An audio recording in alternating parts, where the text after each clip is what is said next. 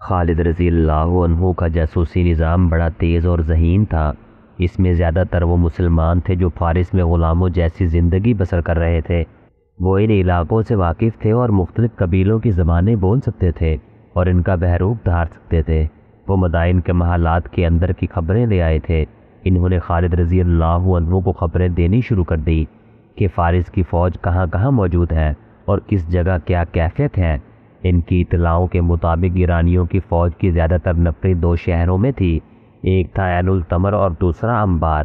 عین التمر ہیرا کے قریب تھا اور انبار اس سے دگنے فاصلے پر آگے تھا۔ عین التمر دریائے فرات سے دور ہٹ کر واقع تھا اور انبار فرات کے کنارے پر تھا۔ خالد رضی اللہ عنہ نے فیصلہ کیا کہ پہلے انبار پر حملہ کیا جائے گا۔ یہ بھی تجارتی شہر تھا جس میں غلے کے بہت بڑے بڑے ذخیرے تھے۔ جون 633 کے آخر میں خالد رضی اللہ عنہ نے ہیرا سے کوچ کیا۔ ان کے ساتھ ان کی آدھی فوج یعنی 9000 نفری تھی، جو حملے کے لیے بہت ہی تھوڑی تھی، لیکن خالد رضی اللہ عنہ کو اللہ پر اور اپنی جنگی فہم و فراست پر بھروسہ تھا۔ وہ مفتوحہ علاقوں کو فوج کے بغیر نہیں چھوڑ سکتے تھے۔ عیسائی اور دیگر قبیلوں نے اطاعت تو قبول کر لی تھی، لیکن مسلمانوں کو بڑے تلخ تجربے ہوئے تھے۔ اطاعت قبول کرنے والے موقع ملتے ہی اطاعت سے منکر اور باغی ہو جاتے ہیں۔ ہیرا میں خالد رضی اللہ عنہ نے قعقاع بن عمرو اور اقراء بن حابس کو چھوڑا تھا۔ یہاں ایک غلطی کی وضاحت ضروری ہے۔ 2-4 تاریخ دانوں نے لکھا ہے کہ خالد رضی اللہ عنہ ہیرا میں سالار عیاض بن غانم کے انتظار میں 1 سال رکے رہے۔ یہ غلط ہے۔ اس دور کی تحریروں سے صاف پتہ چلتا ہے کہ خالد رضی اللہ عنہ نے ہیرا میں پورا 1 مہینہ بھی انتظار نہیں کیا۔ نہ انہوں نے امیر المؤمنین رضی اللہ عنہ کو پیغام بھیجا کہ وہ ان کے حکم کے خلاف سالار عیاض بن غنم کا انتظار کیے بغیر مدائن کی طرف پیش قدمی کر رہے ہیں۔ خالد رضی اللہ عنہ اپنی 9000 سپاہ کے ساتھ فرات کے کنارے کنارے بڑی تیزی سے بڑھتے گئے۔ ان کے جاسوس مختلف بحروپوں میں دریا کے دوسرے کنارے پر آگے آگے جا رہے تھے۔ انبار سے تھوڑی دور رہ گئے تو خالد رضی اللہ عنہ نے فرات عبور کیا اور اس کنارے پر چلے گئے جس پر انبار واقع تھا۔ وہاں انہوں نے مختصر سا قیام کیا اور 2 خط تحریر کرائے، ایک کسریٰ کے نام اور دوسرا مدائن کے حکام اور امراء وغیرہ کے نام۔ کسریٰ کے نام خالد رضی اللہ عنہ نے لکھوایا، بسم اللہ الرحمن الرحیم، خالد بن ولید کی جانب سے شاہ فارس کے نام۔ میں شکر ادا کرتا ہوں اللہ کا جس نے تمہاری بادشاہی کو تہو بالا کر ڈالا ہے اور تمہاری عیاریوں کو کامیابی سے محروم رکھا ہے، اور تم آپس میں ہی دست و گیرے باں ہو رہے ہو۔ اللہ اگر تمہیں مزید مہلت دیتا تو بھی گھاٹے میں تم ہی رہتے۔ اب تمہاری نجات کا ایک ہی راستہ ہے، مدینہ کی اطاعت قبول کر لو۔ اگر یہ منظور ہے تو میں شرائط طے کرنے کے لیے دوستوں کی طرح آؤں گا، پھر ہم تمہارے علاقے سے نکل جائیں گے۔ اگر پس و پیش کرو گے تو تمہیں ایسی قوم کے آگے ہتھیار ڈالنے پڑیں گے جس سے موت اتنی عزیز ہے جتنا تم زندگی کو عزیز رکھتے ہو۔ خالد رضی اللہ عنہ نے مدائن کے حکام اور امراء کے نام لکھوایا، بسم اللہ الرحمن الرحیم، خالد بن ولید کی جانب سے فارس کے امراء کے نام۔ تمہارے لیے بہتر صورت یہی ہے کہ اسلام قبول کر لو، ہم تمہاری سلامتی اور تحفظ کے ذمہ دار ہوں گے۔ اسلام قبول نہ کرو تو جزیہ ادا کرو، ورنہ سوچ لو کہ تمہارا سامنا ایک ایسی قوم سے ہے جو موت کو اتنی ہی عزیز رکھتی ہے جتنے تم فرفتہ شراب پر ہو۔ خالد رضی اللہ عنہ نے شاہ فارس کے نام ہیرا کے رہنے والے ایک آدمی کے ہاتھ بھیجا اور امراء وغیرہ کے نام خط لے جانے والا انبار کا رہنے والا ایک آدمی تھا۔ کسی بھی مورخ نے ان دونوں آدمیوں کے نام نہیں لکھے۔ انبار جس علاقے میں تھا وہ سابات کہلاتا تھا۔ سابات آج کل کے ضلعوں کی طرح تھا اور انبار اس ضلع کا سب سے بڑا شہر تھا۔ سابات کا حاکم یا امیر شیرزاد تھا جو اس وقت انبار میں مقیم تھا۔ وہ دانشمند اور عالم تھا۔ اس میں عسکری صلاحیت ذرا کم تھی، لیکن انبار میں فوج اتنی زیادہ تھی کہ اسے عسکری سوجھ بوجھ کی ضرورت ہی نہیں تھی۔ اپنی فوج کے علاوہ اس کے ساتھ عیسائیوں کی بے شمار نفری تھی۔ اتنی زیادہ فوج کے علاوہ انبار کے شہر پناہ بہت مضبوط تھی اور دفاع کا یہ انتظام بھی تھا کہ شہر کے ارد گرد گہری خندق تھی جس میں پانی تھا۔ اس طرح انبار کو ناقابل تسخیر شہر بنا دیا گیا تھا۔ خالد رضی اللہ عنہ کے لیے یہ تو اس لیے بھی ناقابل تسخیر تھا کہ ان کی فوج کی کل نفری 9000 تھی۔ انبار کے جاسوسوں نے مسلمانوں کی فوج کو شہر کی طرف آتے دیکھا تو انہوں نے شیرزاد کو جا بتایا پھر سارے شہر میں خبر پھیل گئی کہ مدینہ کی فوج آ رہی ہے۔ شیرزاد دوڑا گیا اور دیوار پر چڑھا۔ اسے جاسوسوں نے مدینہ کی فوج کی نفری 10,000 بتائی تھی۔ نہیں، یہ دھوکہ ہے۔ دیوار پر کھڑے شیرزاد نے مسلمانوں کی فوج کو دیکھ کر کہا، جنہوں نے ہماری اتنی زبردست فوج کو یک کے بعد دیگرے 4 لڑائیوں میں شکست دی ہے، وہ اتنے احمق نہیں ہو سکتے کہ اتنے بڑے قلعہ بند شہر پر حملہ کرنے کے لیے اتنی قلیل فوج لائیں۔ یہ ان کی فوج کا ہر اول ہوگا۔ اگر ہر اول نہیں تو اتنی ہی فوج پیچھے آ رہی ہوگی یا کسی اور سمت سے آ رہی ہوگی۔ شہر کے لوگوں میں افراتفری مچ گئی تھی۔ انہوں نے مسلمانوں کے بڑے دہشت ناک قصے سنے تھے۔ انہوں نے اپنی شکست خوردہ فوج کے زخمیوں کو اور میدان جنگ سے بھاگ کر آنے والوں کو دیکھا تھا۔ ان کا خوف و ہراس بھی دیکھا تھا۔ پسپائی میں اپنے آپ کو حق بجانب ظاہر کرنے کے لیے انہوں نے لوگوں کو جنگ کے ایسے واقعات سنائے تھے جیسے مسلمان جن بھوت ہوں۔ اب وہ مسلمان ان کے اتنے بڑے شہر کو محاصرے میں لینے آئے تھے۔ انہوں نے اپنے زیورات اور رقمے اور اپنی جوان لڑکیاں چھپانی شروع کر دی۔ شہر میں خوف و ہراس بھگدڑ زیادہ دیر نہ رہی، کیونکہ دیوار کے اوپر سے بلند آوازیں سنائی دینے لگی کہ مسلمانوں کی تعداد اتنی تھوڑی ہے کہ وہ ساری عمر شہر کی دیوار تک نہیں پہنچ سکیں گے۔ پھر دیوار کے اوپر کہے بلند ہونے لگے، مسلمانوں، آتش پرست مسلمانوں پر آوازیں کس رہے تھے، تمہیں موت یہاں تک لے آئی ہے، زندہ رہنا ہے تو مدینے کو لوٹ جاؤ۔ شہر پناہ پر تیر اندازوں کا ہجوم کھڑا تھا۔ مسلمانوں نے شہر کو محاصرے میں لے لیا تھا اور خندق نے انہیں روک لیا۔ طبری اور یاقوت لکھتے ہیں کہ خندق دیوار کے اتنا قریب تھی کہ اس کے قریب آنے والے اوپر سے چھوڑے ہوئے تیروں کی زد میں آ جاتے تھے۔ ایسا نہ ہوتا تو بھی خندق کو پھلانگنا ممکن نہ تھا، یہ بہت چوڑی تھی۔ تیر انداز مسلمانوں پر ہنس رہے تھے۔ وہ ہزاروں کی تعداد میں دیوار پر یوں کھڑے تھے جیسے مسلمانوں کا تماشا دیکھ رہے ہوں۔ خدا کی قسم، خالد رضی اللہ عنہ نے بڑی بلند آواز سے کہا، یہ لوگ نہیں جانتے جنگ کیا ہے اور کس طرح لڑی جاتی ہے۔ مورخ لکھتے ہیں کہ انبار ہر لحاظ سے ناقابل تسخیر تھا، لیکن خالد رضی اللہ عنہ کے چہرے پر پریشانی کا ہلکا سا بھی تاثر نہیں تھا۔ وہ پرسکون تھے۔ رات کو انہوں نے اپنے خیمے میں اپنے سالاروں کو یقین دلایا کہ فتح انہی کی ہوگی، لیکن قربانی بہت دینی پڑے گی۔ انہیں صرف یہ بات فتح کی امید دلا رہی تھی کہ شہر کی دیوار اتنی اونچی نہیں تھی جتنی قلعوں کی ہوا کرتی ہے۔ صبح طلوع ہوتے ہی خالد رضی اللہ عنہ گھوڑے پر سوار ہوئے اور شہر کے ارد گرد گھوڑا دوڑانے لگے۔ وہ دیوار اور خندق کا جائزہ لے رہے تھے۔ انہوں نے اپنے سالاروں سے کہا کہ انہیں 1,000 ایسے تیر اندازوں کی ضرورت ہے جنہیں اپنے نشانے پر پورا اعتماد ہو اور جن کے بازوؤں میں اتنی طاقت ہو کہ کمانوں کو کھینچے تو کمانیں دوہری ہو جائے اور عام تیر اندازوں کی نسبت ان کے تیر بہت دور جائے۔ جلدی، خالد رضی اللہ عنہ نے کہا، بہت جلدی، ہمیں شام تک اس شہر میں داخل ہونا ہے۔ تھوڑی سی دیر میں 1,000 تیر انداز آ گئے۔ یہ چنے ہوئے تھے اور سب کے سب جوان اور بڑے مضبوط جسموں والے تھے۔ تم سب خندق تک اس طرح ٹہلتے ہوئے جاؤ کہ کمانیں تمہارے ہاتھوں میں لٹک رہی ہوں۔ خالد رضی اللہ عنہ نے کہا، ایسا لگے کہ تم ٹہلتے ٹہلتے خندق کے قریب چلے گئے ہو۔ جو ہی خندق کے قریب جاؤ نہایت تیزی سے ترکشوں سے تیر نکالو، کمانوں میں ڈالو اور دیوار پر کھڑے دشمن کے تیر اندازوں کی آنکھوں کا نشانہ لے کر تیر چلاؤ، بیشتر اس کے کہ وہ جان سکے کہ کیا ہو گیا ہے۔ ایک ایک اس کے بعد پھر ایک ایک تیر چلاؤ۔ مورخ طبری کے مطابق خالد رضی اللہ عنہ نے حکم دیا تھا، صرف آنکھیں، صرف آنکھیں۔ 1,000 تیر انداز خالد رضی اللہ عنہ کے حکم کے عین مطابق آہستہ آہستہ خندق تک گئے۔ دیوار پر دشمن کے سپاہی ہنس رہے تھے اور بے پرواہی سے کھڑے تھے۔ انہیں مسلمانوں کا کوئی ارادہ نظر نہیں آ رہا تھا کہ وہ خندق کو پھلانگنے کی کوشش کریں گے۔ خندق کے قریب پہنچ کر ان 1,000 تیر اندازوں نے اوپر دیکھا، ادھر ادھر دیکھا، خندق میں دیکھا اور احمقوں کی سی حرکتیں کی۔ آتش پرستوں کے تیر اندازوں نے ان پر تیر چلانے کی ضرورت محسوس نہ کی، حالانکہ مسلمان تیر انداز ان کی زد میں تھے۔ اچانک مسلمان تیر اندازوں نے ترکشوں میں سے ایک ایک تیر نکالا، پلک جھپکتے تیر کمانوں میں ڈالے، کمانیں آگے رکھ کے دشمن کی آنکھوں کے نشانے لیے اور تیر چھوڑ دیے۔ 1,000 تیروں میں سے بیشتر آتش پرستوں کے تیر اندازوں کی ایک ایک آنکھ میں اتر گئے۔ مسلمان تیر اندازوں نے 1,000 تیر چھوڑے، پھر 1,000، اور یہ کہنا صحیح نہیں ہو سکتا کہ مسلمانوں کا کوئی بھی تیر خطا نہیں گیا۔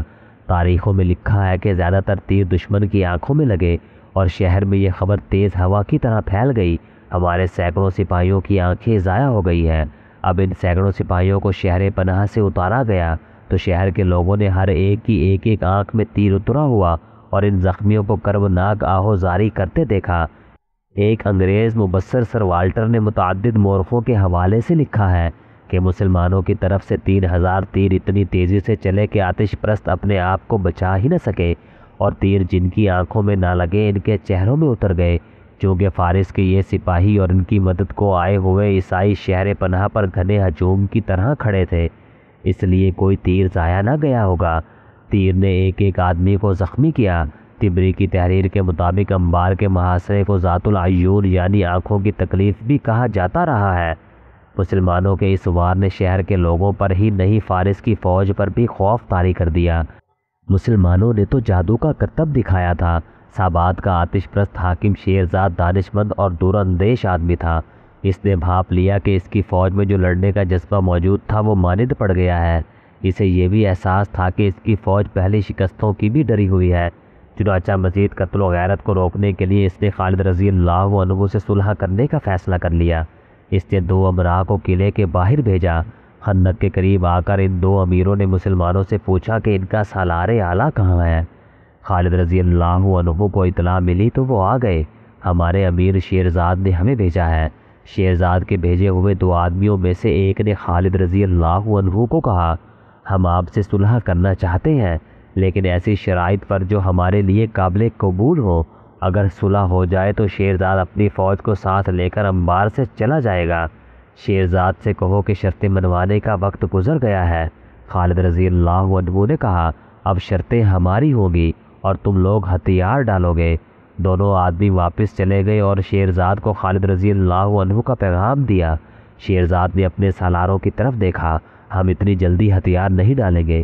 ایک سالار نے کہا، ہمارے پاس فوج کی کمی نہیں۔ دوسرے سالار نے کہا، مسلمان خندق سے آگے نہیں آ سکتے۔ شیرزاد نے سر ہلایا۔ یہ ایسا اشارہ تھا جس سے پتہ نہیں چلتا تھا کہ وہ شہر کا دفاع جاری رکھنا یا خالد رضی اللہ عنہ کے پیغام پر غور کرنے کا کوئی فیصلہ کرنا چاہتا ہے۔ اس کے سالاروں نے اس کے اشارے کو جنگ جاری رکھنے کا حکم سمجھا اور وہ شہر پناہ پر آ گئے۔ 1000 مسلمان تیر انداز جنہوں نے انبار کے 2000 سے زائد سپاہیوں کی آنکھیں نکال دی تھی پیچھے ہٹ گئے تھے۔ خالد رضی اللہ عنہ نے شہر کے ارد گرد ایک چکر لگایا۔ اب وہ صرف خندق کو دیکھ رہے تھے۔ انہوں نے خندق پار کرنے کا تہیہ کر لیا۔ ایک جگہ خندق کی چوڑائی کم تھی لیکن اتنی کم نہیں تھی کہ دور سے گھوڑا دوڑاتے لاتے اور خندق پھاند جاتا۔ خالد رضی اللہ عنہ کے دماغ میں ایک طریقہ آ گیا۔ انہوں نے حکم دیا کہ اپنی فوج کے ساتھ جتنے اونٹ کمزور یا بیمار ہو گئے ہیں انہیں آگے لے آؤ۔ ایسے بہت سے اونٹ تھے جو پورا سامان اٹھانے کے قابل نہیں رہے تھے۔ خالد رضی اللہ عنہ کے حکم سے ان اونٹوں کو ذبح کر کے خندق میں اس جگہ پھینکتے گئے جہاں خندق کم چوڑی تھی۔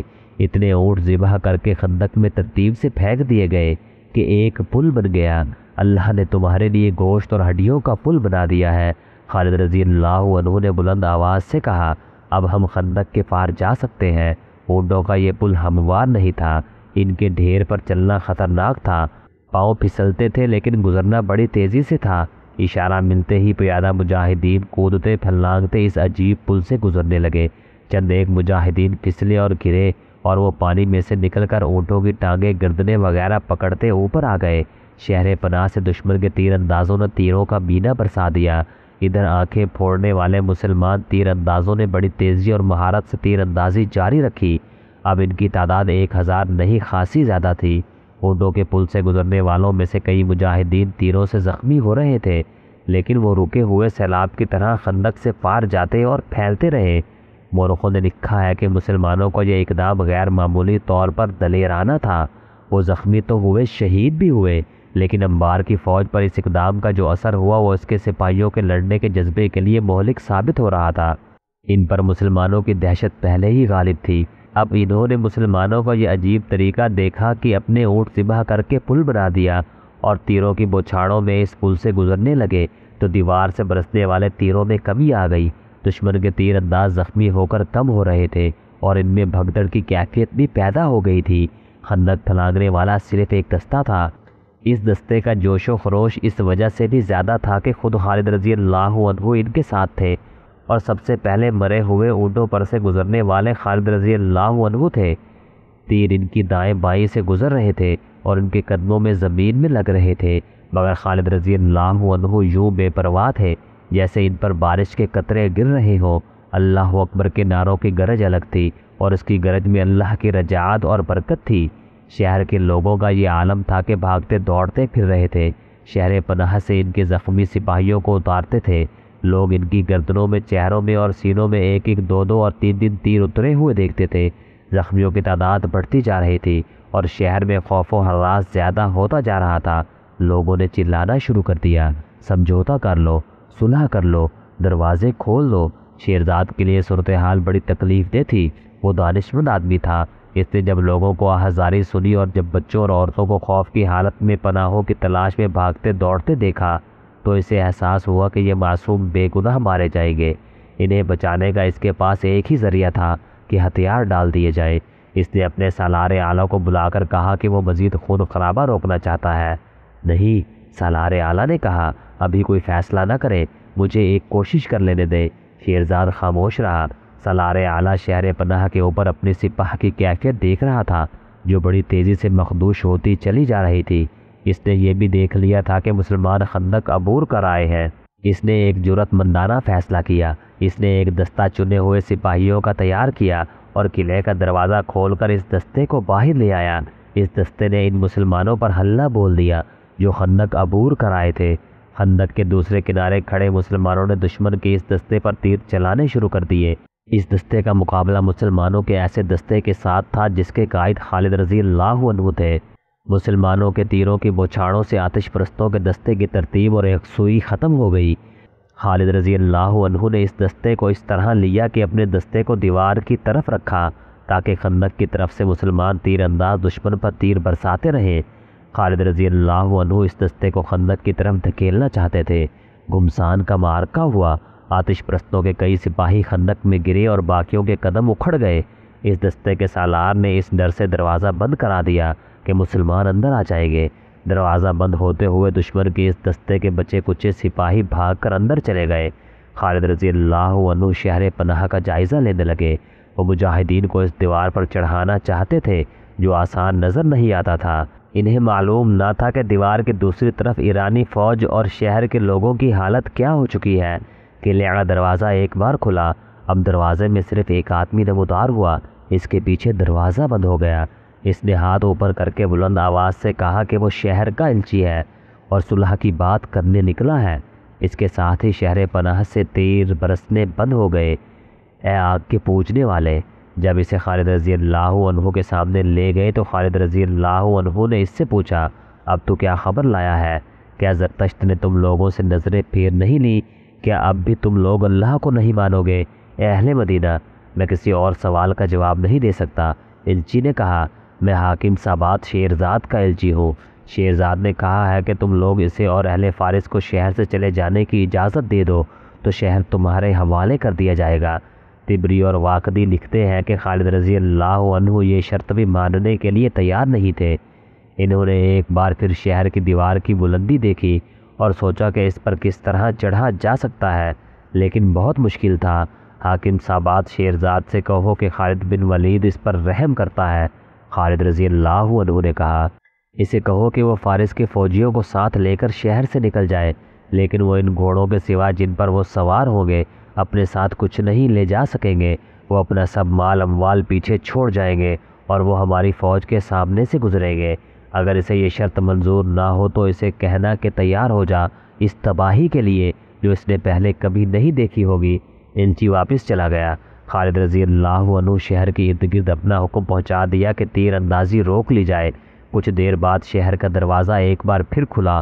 بہت سے سپاہی بڑی موٹی لکڑی کا ایک 5-6 گز چوڑا اور بہت لمبا تختہ اٹھائے باہر نکلے۔ تختے کے ساتھ رسے بندھے ہوئے تھے۔ انہوں نے تختہ خندق کے کنارے پر کھڑا کیا اور رسے پکڑ لیے۔ پھر یہ رسہ آہستہ آہستہ خندق پر گرنے لگے اور اس کے اوپر والا سرہ خندق کے باہر والے کنارے پر جا پڑا۔ یہ پل تھا جو شیرزاد اور اس کی فوج کے گزرنے کے لیے خندق پر ڈالا گیا تھا۔ سب سے پہلے جو گھوڑا باہر آیا اس کی سج دھج بتاتی تھی کہ شاہی استبل کا گھوڑا ہے۔ اس کا سوار بلا شک و شبہ سابات شیرزاد تھا۔ اس کے پیچھے اس کی بچی کچی فوج باہر نکلی، پیادے بھی تھے، سوار بھی، ان میں زخمی بھی تھے جو اپنے ساتھیوں کے سہارے چل رہے تھے۔ وہ اپنے مرے ہوئے ساتھیوں کی لاشیں جہاں تھی وہیں چھوڑ گئے تھے۔ یہ شکست خوردہ فوج ماتمی جلوس کی طرح جا رہی تھی اور مسلمان خاموشی سے اس جلوس کو دیکھ رہے تھے۔ کسی نے ان کا مذاق نہ اڑایا، پھبتی نہ کسی، فتح کا نعرہ تک نہ لگایا۔ خالد رضی اللہ عنہ گھوڑے پر سوار ایک طرف کھڑے دیکھ رہے تھے۔ وہ تھکے ہوئے نظر آتے تھے، لیکن چہرے پر فتح کی رونق اور زبان پر اللہ کے شکرانے کے کلمات تھے۔ یہ جولائی 633 کا ایک دن تھا۔ جب آخری سپاہی بھی نکل گیا تو خالد رضی اللہ عنہ مجاہدین کے آگے آگے شہر کے دروازے میں داخل ہوئے۔ آگے شہر کے امراء اور رساء دست بستہ کھڑے تھے۔ شہر کے لوگوں کا شور و غل سنائی دے رہا تھا، اس طرح کی آوازیں سنائی دے رہی تھی، وہ آ گئے ہیں، مسلمان آ گئے ہیں، بھاگو، چھپ جاؤ۔